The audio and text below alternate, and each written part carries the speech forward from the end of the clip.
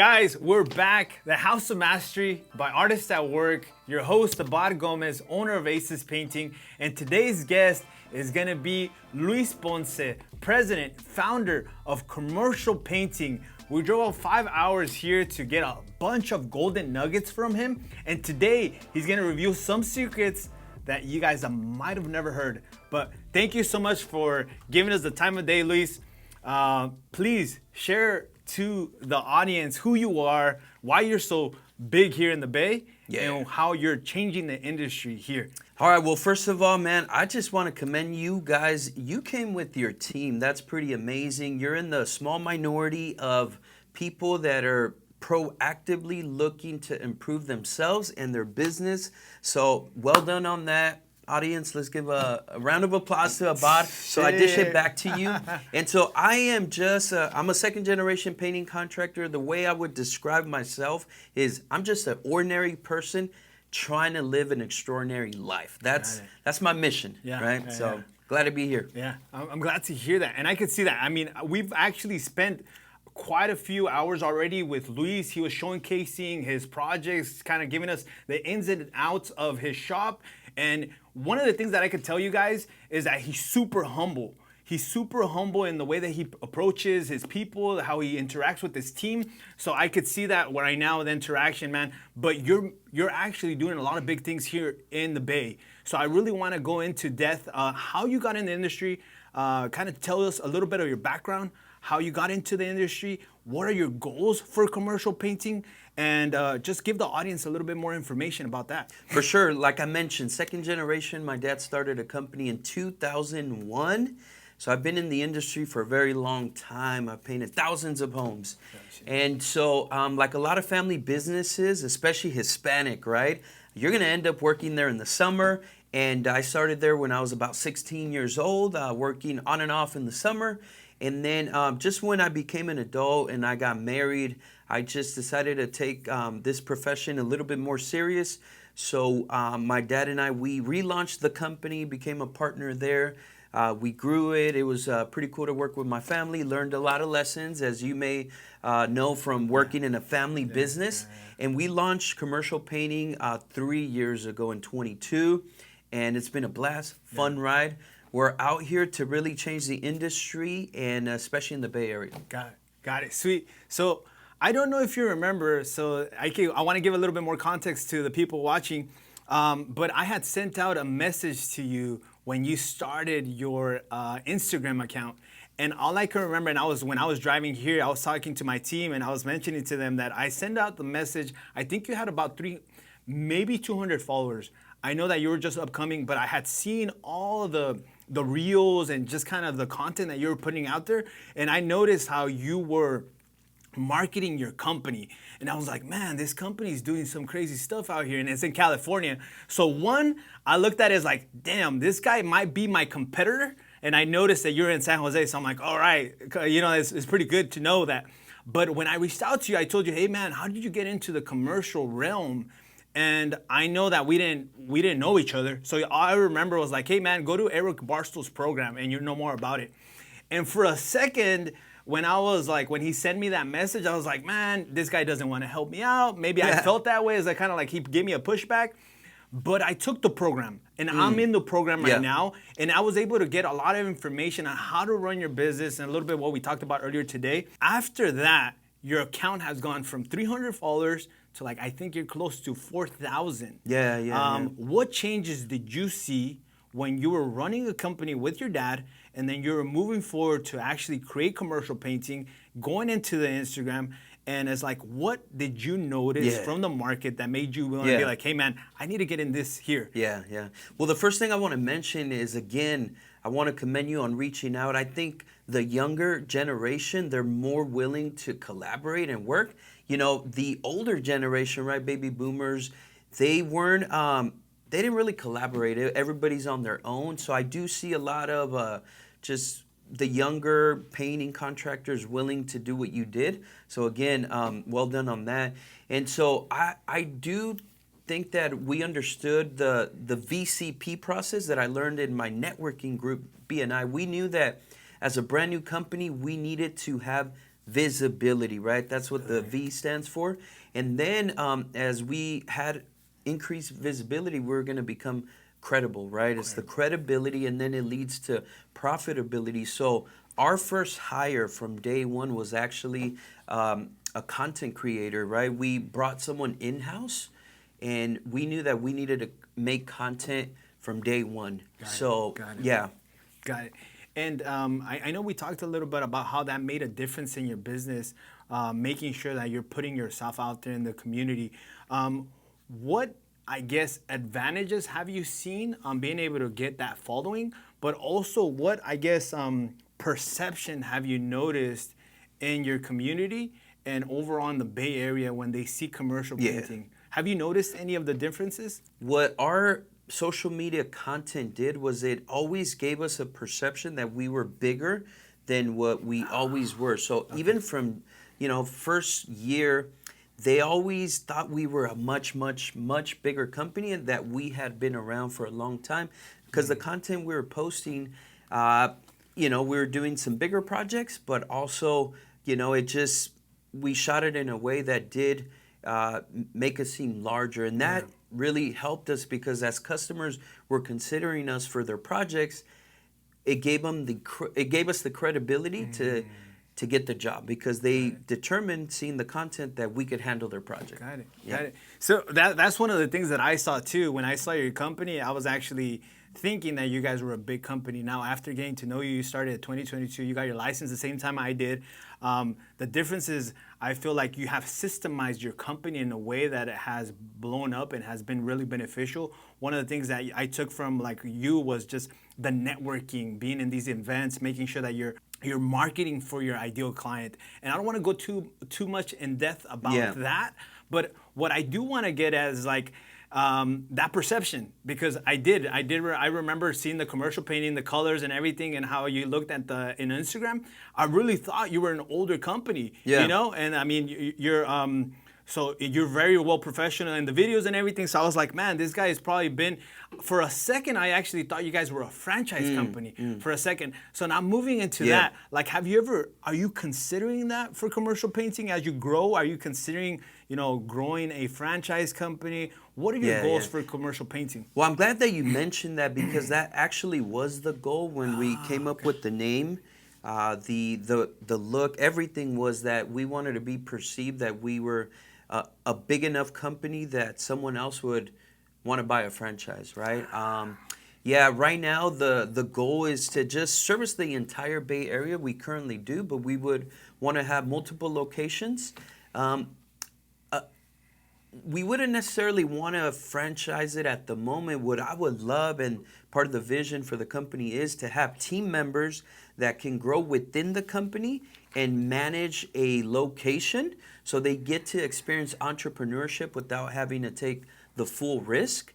And so that's actually the vision: open up multiple locations in the Bay Area, have team members that grow within the organization versus just selling it off. Got it. That's the current vision. Kind of like what I hear from that is kind of like they have this entrepreneurship, and then there's intrapreneurship. Yes, they start the entrepreneur, that you don't use your money, you use somebody else's money, and then you grow into the business. Kind of like I don't know if you ever watched the movie The Founder, like how McDonald's started, and he started finding certain kind of people in that. What are the things that you kind of like when you're building your business? One of the things I'm really curious, and I think we didn't really pinpoint. When you find those people, do you have a certain type of vetting? Do you go through a certain type of questions? So what I learned, and this applies to anyone in startup phase, right? So when you're starting now, you're limited with, resources, right? So you have to wear multiple hats. But what really takes you to the next level is when you start hiring specialists, right? Not just generalists. And this would be an example like, okay, at some point you hire an estimator, right? This would be someone that already has the experience, already knows how to use all the software, versus trying to move someone up from the company. That also, you got to shift. Once you hire, you start to determine what skill set they need, and then you specifically hire for the skill set, right? that's on the skill set side. But for us, we really consider integrity. So our number one value is trust. That's our currency in the company. So one, we first need to trust you that you're competent with your job. Like, can you successfully do your function, right? Your job, your role? And then we will see how trustworthy you are as an individual. Because we believe that if we can't trust you in your job, or we can't trust you in an individual, we cannot build with you, right? So I try to simplify it. Bottom line is, can we trust the individual? Got it, right? got it. So the values, Yes. those are big things that we on Aces Paint and Gold have pillars of values. For us is going to be honor, Yeah. respect, integrity, pride in your workmanship and your craftsmanship, having dignity and overall love for the craftsmanship, right? Yep. And that kind of aligns with what you're talking Yeah. about. And you mentioned trust, integrity. Did you ever have to go through a situation where you felt like that was important, or was it always definite in the way that you align yourself? So, like, was there ever an occasion where you're like, man, I don't have this value, and now have to start implementing why it's important to my team members? Did you ever have a situation Yeah, like that? for sure. I mean, when you're starting off a company and you realize that you, as the founder, the owner, you are the one that has to set the core values, right? If I'm honest, at first I was Set like, the well, standard, right? Yeah, at first you're like, well, what are our values, right? Yeah. And yeah, you could easily create a vision statement and all that and put something on paper and get technical, but you really need to dig deeper and ask yourself, what's truly important for me? When I did a self-assessment, I realized that I highly value loyalty and integrity, and that's why as we were building the company, we kept it very simple. I said, can I trust the individual, right? So trust became the core value. It's the bedrock. Of course, there's other ones like you mentioned for your company, but at the bedrock of our values, it's trust, right? Being able to fully know, like, this individual I can trust. Because if you can't trust a team member, you're going to have to micromanage. You're going to have to spend a ton of time managing or micromanaging, right? So for us, everything falls apart if there's no trust. Got it.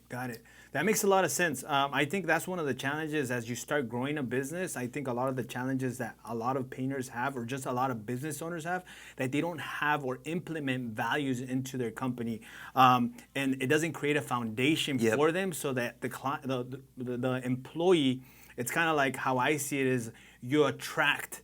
You attract what you want in your company. Yeah. It's kind of like when you're dating. Yeah. You're trying to like look good and stuff. Yeah. You start going to the gym and all that stuff. You're trying to attract that, that person that you want in your life. And it's very similar when you're growing a company. So I agree with you in the values and everything that you're saying. I guess my question would go more into like, what are the so I'll go into mine.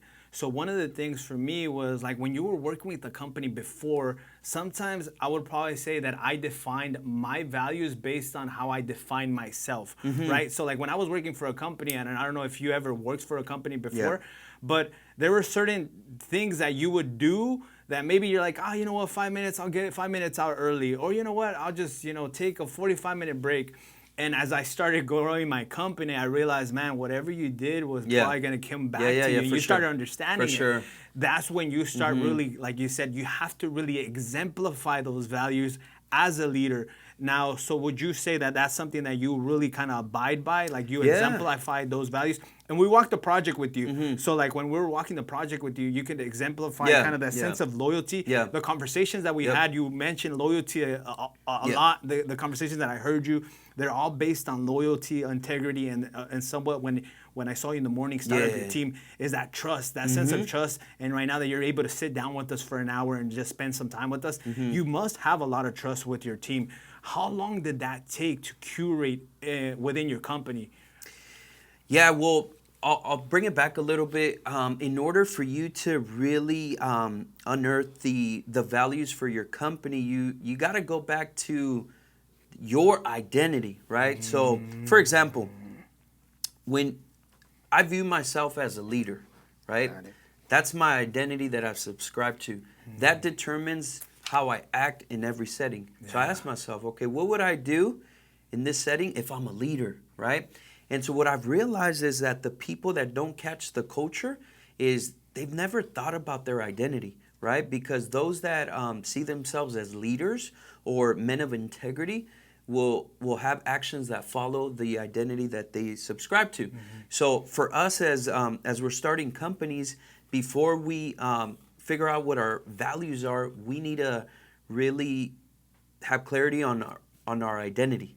Who are we? Because you can, read a couple books and figure out some of the common core values of companies, which are all going to be very similar, right? But here's the thing. There's a process to establishing values in a company, right? First, you have to establish it, right? Second, the team, they need to catch it. And then third, they need to defend it, right? So you need to have people that are culture setters say, hey, we don't act like that in this company. We don't gossip. We don't do that. And I'm going to tell you, that is easier said than done, right? Yeah. Because you could establish the best value system, but if it doesn't align with their identity, they're not going to catch it. They're not going to make it their own. So you really need to get to know the individuals and really help them elevate as a person, right? Because that's really what motivates people to either do well or just be complacent and be average. It's really how they view themselves. Got it. Yeah. I kind of see that. Like I read this book called The 38 Letters to John D. Rockefeller's Son. And he talks about kind of just like how you see or perceive people that do work. So that you're going to have people that are kind of just like, I'm making a living. So they're kind of just, they just working there for like making, paycheck, right? And then there's other people that are like, oh, you know what? I'm taking care of my family. So the reason that they have, they're doing the work is because they need to take care of somebody. But then you look at because he's talking to Mason, I'm building something, I'm creating something. And then that's when you look at the craftsmanship and kind of the artist. And that's why for us as artists at work, and that's something that we really, really kind of just indulge in, just like the artist. Like this is the person that you want to attract. But what you just mentioned, that's something that I actually never really thought about it, process it. Like establishing is one thing, but making sure that it catches is another thing. But the defending part, that's the hard part. That's the hard part because let's say you have your crew leaders, right? That you're casting vision, right? You're like, guys, this is the type of leader that I want you to become. There's going to be a big tension for them to establish it, right? Because most painters or even team members, regardless of the industry, they don't want to be confrontational, right? Because they're like, why would I want to not get along with my coworkers? I'd rather just like put my hands up and say, hey, it's not my job, right? But they're missing out on the opportunity to develop their leadership. That's what they're not catching. That this role of a foreman, of a leader, comes with the opportunity to develop their leadership, which will play out in different areas of their life, like their family life, right? And so again, we go back to us as like founders or owners, is having clarity on identity and building on it. I'll give an example. So I view myself as a leader, right? But I also view myself as a builder. So what does that mean is that I apply that to my day-to-day. So I remind myself, hey, I'm built to build people up. So like we talked about on the job site, if you come and you're pushing or pulling people down with your words, then you're not a builder. You're destroying people's self-esteem, confidence, all that, right? But because I subscribe to, hey, I'm a builder, I'm a leader, that's predetermining my actions, right? So again, you don't have to get too complicated on so many words to describe yourself, but hold on to 3 or 4, I'm a builder, I'm a leader, I'm a man of integrity, and I'm a hard worker. Got it. Because at the end of the day, we all have a reputation. Whether we are intentional or not about building it, we all have a reputation. Yeah. If someone else was to ask your team, like, hey, tell me about a bot, everybody has in their mind the idea, like a reputation that you have, right? And so we won't be able to get it You know, we'll never be able to meet everyone's expectations, Yeah. but you do want it to be, for the most part, like the reputation that you're out to set, right? Yeah. So I want to make sure that everybody gets to kind of understand like what you talk about, because you go into kind of just building the part of a founder, but also I want to go back to like the guy that's just starting, right? The guy that's looking at themselves and trying to figure out what they want to become and its identity. Making sure, one of the things that I remember, I don't know if you've ever been into like multi-level marketing. I was in a multi-level Yeah. marketing. They give you a lot of self-development, right? Yeah. One of the things that I took a lot of wisdom, but they used to always say that you can never outwork a bad identity. Yeah. So you can never Very really true. change your identity until you change your mindset, until you change the person who you are, like how you walk, how you perceive yourself, how you introduce yourself to your team members, how you greet others, how you like show up, if you're shaven, if you're not shaven, just if you're everything. well groomed or everything. You can never until you actually change that from you, right? 100. Another thing you mentioned is affirmations, like making sure you're speaking it into existence, speaking Yep. to yourself good words, you know, not putting yourself down, and speaking onto others good works, and make sure that you're affirming and building them up to Yep. become the leaders. What did you have to do in your life to make sure that you make those changes? Because I don't know. So I guess I'll go deeper. Who was Luis in high school? Yeah, you know, that's a really good question. And I think I love sharing my story because I know for a fact that it's a story of someone that was on a bad track and eventually found direction. And along the way, not only found direction, but found people that helped me develop into who I am. And I'm still far from who I want to be, but I definitely credit a ton of people along the way. So, I mean, in the high school years, I just didn't have an example of what success was or who I wanted to become, right? I didn't have too many people. I mean, my parents were awesome. They're first generation immigrants. They modeled the hard work, right? But there's more to success than just hard work, right? There's habits. There's that identity aspect, right? So I didn't have just role models in the different areas, right? So it wasn't until like I hit rock bottom where I started hanging out with the wrong crowd, you know, that I hit rock bottom. And then eventually I actually, faith was a big part of my transformation. Okay. Like I had mentioned, you know, I'm a believer. I believe that, you know, I'm created with the purpose, right? And that I do have a view of life that is different than most people. You know, I believe that we're here for an instance. Like our life is going to be almost like a vapor, right? So I do try to take that in mind because I don't try to get too ahead of myself, right? In that, hey, why would I stress about the future where tomorrow's not really guaranteed? Yeah. So I do try to live a little bit more in the present than in the future, right? So that helps me with my value system, my moral compass, and that's what I use to hold myself accountable because before leading others, you got to learn how to lead yourself, right? So that's the journey that I'm on. It's like, how am I consistent in all the areas, right? Where, you know, let's say my kids, they see the same individual at home, you know, at my church or in business. That's my goal. How do I become consistent in all the areas where I'm exactly the same person everywhere? I'll tell you this, like how I took it, and kind of just going to my next question and more just to elaborate a little bit more and give you some information about myself.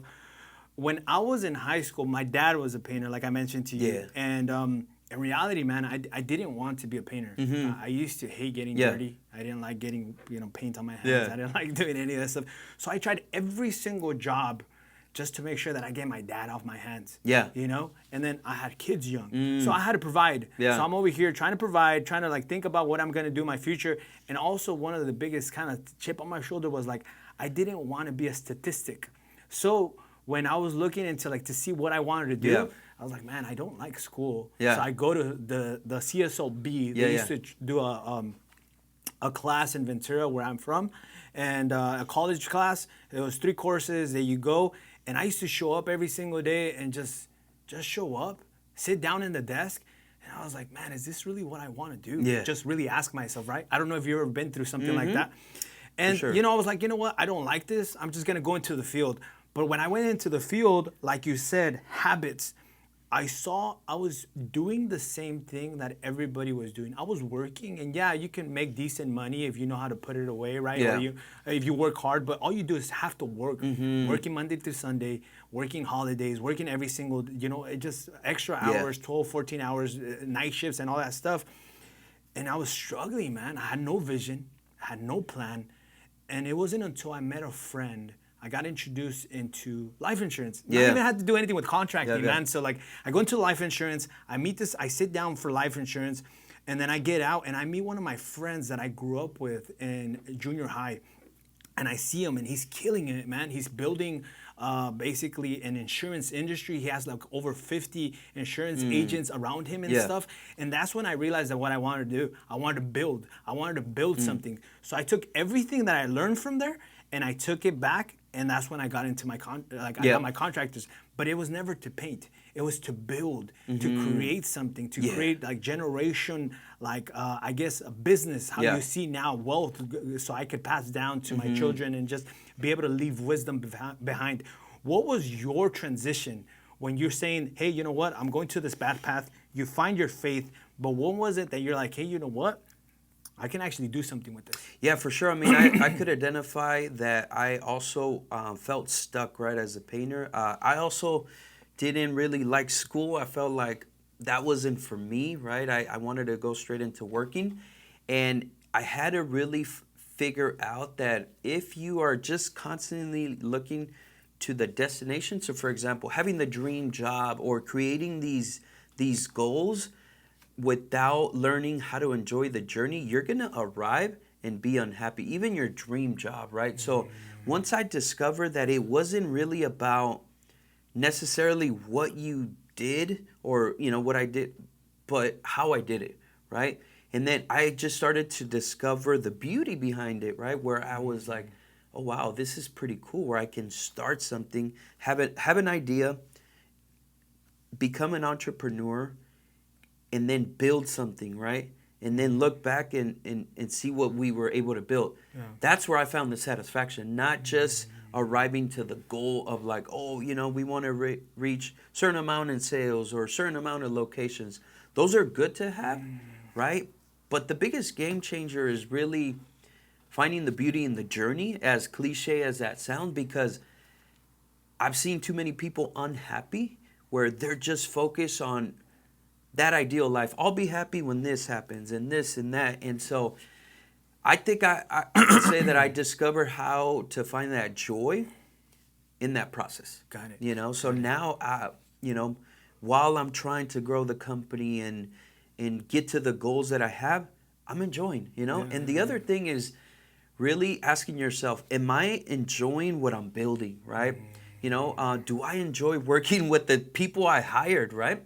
And at times, you got to change the environment. One of the big things I learned at church was being, you could be a thermometer or a thermostat, right? So a thermometer, just reads the temperature, right? But a thermostat changes the temperature. Like right now, it's hot, right, in this room, right? Yeah. I wish we could change it. But so that's a mindset, right? Am I just going to be a thermometer just saying, oh, it sucks, this culture's toxic or whatever, stating, the facts? Or are you going to be a thermostat where you're like, I'm going to change this environment, So those were big shifts in my mindset that helped me just enjoy life. Yeah. I mean, that's huge. That's super huge. And I think I just want to make sure that the audience understands it's like living in the present is one of the hardest things as a business owner, because being able to enjoy every single process when you have a bad call, and we've had them, when you have a situation where it's horrible and you're like, man, this is what I'm going through. And you're not really thinking about kind of the next day, but you're kind of just living with that day. But you also have really good days and being able to enjoy those days. One of the hardest things I think for business owners is always being able to stay in the present, because they're always thinking about the next thing. It's like they're always in their anxiety, just kind of like that scarcity is like, man, I don't know if I have work next week. I don't know if I'm gonna do payroll. I don't know if I don't know if this is gonna work. Yeah. And staying in the present, I feel like that's where I believe has really outshined you in your area, based on what you're telling me, because you have just truly just kind of just kept in that, I guess, stayed in that area that has really uplifted your business. But tell me a little bit more. I'll tell you how. Yeah. So, and again, this took me a long time to figure out, but the way that you stay in the present, enjoying it and being present, is actually being intentional in learning how to not only control, actually controlling your emotions. Oh, okay. Because think about it, right? Yeah. You're faced with, a situation. The lack of self-control is what leads to anxiety, right? Where you're like, you let your emotions control you. And one of the things we tell our kids as we're trying to parent them is like, hey, a sign of maturity is when you do not allow another person or a circumstance determine how you feel about yourself, right? Or how you feel in general. That's an immature and unstable person. Oh, economy's low. I just got a lawsuit. Whatever the challenge is, if you're always reacting, then you're always going to be in this cycle, right? Of perpetuating, the same cycle of up and down, right? But if you're like, you know what? I'm going to actually have self-control. Like, I'm going to be in control of my emotions. I'm going to decide to have joy, right? Then you'll be able to live in the present. Because anxiety is basically being overthinking things that haven't even happened. Yeah. So that's how I think I try to stay in the moment, be present, is working as hard as I can to have control of my emotions. And Tony, who's our business partner superintendent, he has a phrase that he uses, and now it's widely known in the company. And it's funny because now that we say it, his saying is, "It is what it is." It is what it is. Yeah, it is what it is. It's very simple, but it's this idea of like, hey, like, that's what it is. Like, what are we gonna do now? Sure. Jocko Willing, he has another even shorter phrase that when something bad happens, all he says is good. His idea is like, good. We're gonna get an opportunity to overcome. Good. We're gonna get an opportunity to be scrappy. And it's just, you got to have those lines, those mantras in place for, to bust them out when you need it.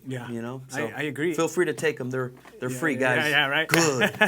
Or it is what it is. Yeah, that's it, man. That's it. Well, I think it also kind of just like, it really, it leaks out with the clients. I think you've probably seen it yourself. It's like when a client's like super anxious or super kind of like they're in fear. Usually, like like if you're, I do mostly residential. I don't know if it's kind of like project manager and all that you do, but you start seeing that when they start anxious and you feel and you come with calmness and a sense of trust, they just relax. And they leave you alone.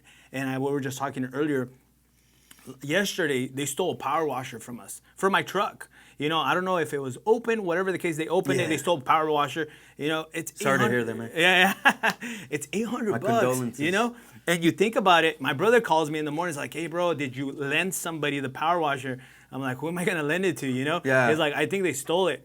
I'm like, "Well, all right. Well, you know what? Well, what can we do? Right? It is what it is." Yeah. And it's like probably you've had a bunch of those moments that you're like, "Man, shoot." For sure. And it really helps to have the mindset in place already, because trust me, like, in the 3 years, we've definitely had some challenges, right? Like, I'm not going to say it's been just completely easy, but as we face them, it's developed our character and our tenacity. And we've decided to face any challenge with the right mindset, with the right attitude, where it's like, okay, what can we control, right? And that's all I'm going to focus on, because the mistake is worrying about the things you can't control. So, it's definitely helped us to just continue moving forward, because when you don't have the right mindset, it slows you down, it weighs you down, and you focus too much on the challenge and not continuing to build. And I do believe that that's when your true leadership will be revealed. Got it. And it'll really show what you're made out of. Yeah. I completely agree, Luis. So one of the things that we had a hard time creating the name for was the podcast. Yeah. And we ended up getting the House of Mastery. And every single individual that I have been able to bring here has given me an insight on what you have to master. And essentially, I think a lot of the business owners, what I feel like, they want all the systems. Like in a way, is like what we were talking earlier. Like I want to understand the systems, but the more that I gather is just being able to build that persona of that leadership that you start growing and finding people that could really start putting those systems in place, and just you doing kind of just like you mentioned that just because you delegate. And I want you to kind of go deeper into like understanding like what the audience so they can understand our conversation. You mentioned about delegating, and one of the things that people confuse is delegating is just giving it all, but handing you mentioned handing right? it off, but not overseeing it. Tell me a little bit more about what you told me about kind of just delegating, how you perceive it. Is like it's not delegating, it's just you still have to oversee. You still have to Yeah, no, I think delegation has more to do with helping someone eventually own a space or an area, right? So let's say you are the project manager, right? The process of delegating is with the goal that one day you own that space, right? But in that process, I'm still helping you manage expectation, managing results, equipping you, right? So you do need to have a goal for delegation, because if you still have to manage the person that you delegated, then you're not doing something right. That should be temporary, right? It should lead to having them take it completely off, right? So you can buy back your time and focus on other things that are more impactful, right? And along the way, people don't know how to trust enough to make mistakes, and they assume that the individual is just not going to make mistakes. And that actually provides some of the best lessons, you know? Got it. Yeah, I think that's part of the process. Everybody's going to go through some journey themselves so they can start really kind of embodying that personality that they want to do in the company. And I think it's just being able to defend. I think that like you mentioned, kind of going back to the values, defending those values and defending your position in the company. You kind of just talked about kind of just like when you're looking at different projects, when you're talking to contractors and letting them know, hey, you know what, you want the discount and you're a high builder. It's kind of going into like you want people that are able to defend your brand and defend the quality of work that you're going to do without, you know, I guess, their dignity, without devaluing their dignity and stuff like that. And I think it's just a process of building a brand, building a company. And I know we went in depth about just kind of just, I think the habits, kind of just mental, you know, but I want to go into like just a little bit of fun. You know, one of the comments that you mentioned was transitioning is Graco versus Titanium, bro. And, you know, like I'm Team Graco, bro. And I'm just kind of like a little... I was a little disappointed that we went to your shop and I just saw Team Red, bro. What's going on, we got a couple man? Gracos. So this is just based on 24 years in the painting industry. I know I look 24, but I've been 24 years in the industry. Is most of the repairs we've done with machines, they're Graco, man. You know, seriously. And so in the last couple of years, we've been buying more Titan. And man, they just don't break down as easily, right? And so I'm basing it on the thousands of dollars that I've spent trying to fix Graco machines. They look really nice. I give them the branding, like they look really nice, the machines, when they're brand new, which takes me to this point of, I don't know about you, but I always tell the painters, cover them when you're overspraying. It's my pet peeve to see a nice machine with a ton of overspray. When you could just cover it. Why? Sorry, man. I agree. I just went on a rant I real completely quick, agree, man. I think it's you start going into the stages of like you being a painter, and then you kind of going into like not being around the painting. And then you start, it's like you buy a machine, you never use it, and you're like, man, this thing is, I just bought it, it's already dirty with the overspray, you know? But it's easy, just a little tarp, some masking paper, and if you're spraying in the room, that's why we have hose. Like put more line, you know? You got tarps, you got everything, plastic, a little bit of everything. I don't know, the mystery, man, of the painting industry. I completely understand you. Going a little bit more about just kind of like fun-related stuff is like when you were on the brush, when you were painting, what was your like kind of like like go-to brush? What was your go-to? Yeah. So first of all, I started off, I sucked at painting. Oh, really? Yeah, because I was 16. I was just planning parties. Yeah. None of my dad's workers wanted me on the job site Oh, because no I was way. always on the phone. Some of the customers would complain that I was always on the phone because I'm Yeah. planning parties. Yeah.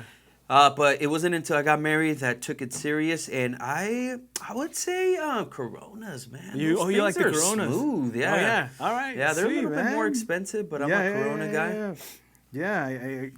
I like the Coronas. I used to kind of just use every type of brush. I used to kind of go into like the fancy ones. Yeah. Try to look up the best ones. But it was just my interest of that obsession of being like trying to find the best Yeah. thing. But I realized that it's whatever brush you use that it's gonna make the the painter. Yeah, I used to feel when I was younger, I used to feel like the tools were gonna make the painter. Yeah, But as I no, started getting a little bit more wisdom in the You gotta industry, stop shaking when you're cutting in, you man. started realizing that's like it's not the tools, it's the painter that makes Yeah, the tools. for sure, Yeah, for yeah. sure. So going into that, like, how about like painting? I know we talk paint. What was your go-to paint? I know you're big on Sherwin-Williams, but another kind of painting brand that you kind of really felt like you were aligned with, that you really liked when it Yeah. was applied or when it was sprayed? Yeah, I mean, in this area, we used to have Kelly Moore, which, okay. they closed down.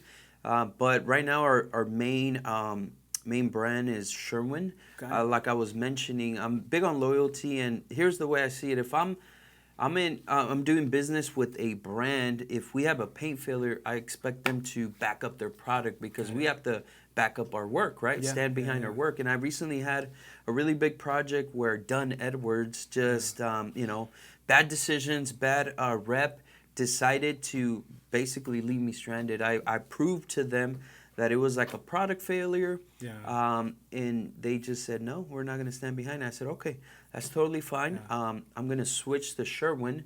And I painted the same building with a different product. And it showed that, we weren't having issues with the new product. And they still didn't want to do. So I said, all right, that's a business decision that you're making. I'm not going to buy your product. So I haven't bought from them in a while. Yeah.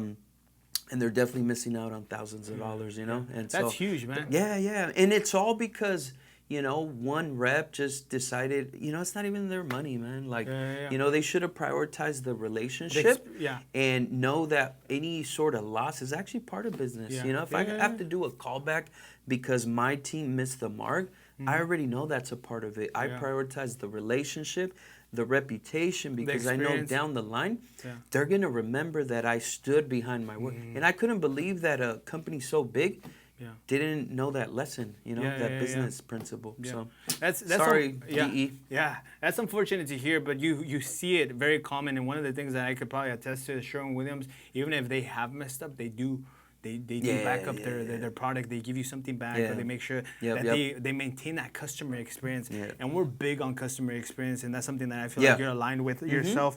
And a couple last questions, kind of just going to just personal, just like thinking. You're in the Bay. You're Hispanic. Yep. Like when you're thinking about kind of just future, and you're thinking about like the things that could eventually challenge your company. Are you looking at kind of like AI? Are you looking at like social media? Are you looking at the economy? Are you looking at kind of just like governance? Kind of like, Yeah. Are you looking at all these things when you start thinking about your next moves? Or or you just kind of like you say, you look at the day to day? What I would say even a strategy is you should consider and not focus on other things, Okay. right? So, for example, you'll consider the economy, you'll consider, technological advances, but never focus on it, right? Yeah. I love the, Apple, right? They're mainly focused on competing with themselves. How do they outdo themselves? So I think we should always focus more on how to get ourselves and our company to the next level, because how does it affect me that a company in LA is crushing it? Good for them. Can I learn from them? But I need to focus on my operation. Putting, finding opportunities for myself and my team, right? So I would say, as a general rule, it's like consider, but not focus on other things, right? Okay. Definitely be aware, Yeah. be aware of the trends of just things that are happening, like when, we couldn't ignore when COVID happened, right? Yeah, We had yeah, to adjust, pivot, but that shouldn't define us, Got right? it. Got it. Okay. Sweet. And then just final questions. Just I'll name some people. Yeah. Just give me a word. What you think? And you just Cool. just so we could just Yep. finalize this. Yep. All right. Donald Trump. That's a interesting one. I would say, can I give two? Just one? Yeah. Yeah. I would just say I'll say brave. Brave. Mm-hmm. Okay. Elon Musk. Innovative. Innovative. The Idaho painter. Legend. I like that guy. Right. Yeah, I met him. Oh yeah. All right. I took a Really. picture with Really. him. All right. Sweet. I'm like, man, I'm a big fan. I don't know if you follow kind of like the YouTube spectrum. I don't know if you follow. Little bit, kinda a like little the bit. Patrick Bet-David. Mm-hmm. Yeah, I love Patrick Bet-David. Yeah. I would say force. Force. Yeah, he's a force, man. Like he's grabbing more and more momentum as he Yeah. continues to do things. Like I'm a big fan. I watch the podcast all the Got it. time. Gavin Newsom. Fool. Oh. All right, sweet man. Well, that's essentially it. Thank you so much for your time, Yeah. Luis. I really appreciate it, man. It's been great. Thank you, my man. Hey, and real quick, shout out to our content creators, man. Yeah, for sure. I want to shout out Juan Sebastian. Follow him, man. His content is amazing. Man, he gets to work with a lot of high profile people that Got I'm it. like very happy that I get to work with him. And then why don't you shout out? Of course. Your guy, man. My boy Salvador with Forward Media came out here with me. Didn't get no sleep. This guy, just killing out here. Thanks again, Luis. I really appreciate it. Thank you for giving us the time of the day. Like I said, thank you for, putting your time. I know that you're very busy, and I know you guys are killing it out here. So I really appreciate and I value your time being able to spend it with me. So I appreciate it again. And everything that you have given me, man, I'm taking this and I'm just really going to just take it out to my company and start really putting it into action. So thank you again. For I really sure, it appreciate was my honor. And I just want to say, man, keep doing what you're doing, investing in yourself and seeking out wisdom from other people. Man, you guys are in an amazing trajectory. You're on the path of success. You're already successful in many ways. So keep it up, man. Yeah, Well thank done. you. I appreciate it. All right, guys, you got to hear Mr. Luis Ponce, commercial painting, revolutionizing what painting means in the Bay Area. If you guys need anything here in the Bay Area, commercial painting, Luis Ponce. Guys, thank you. We'll see you on the next one. Peace out.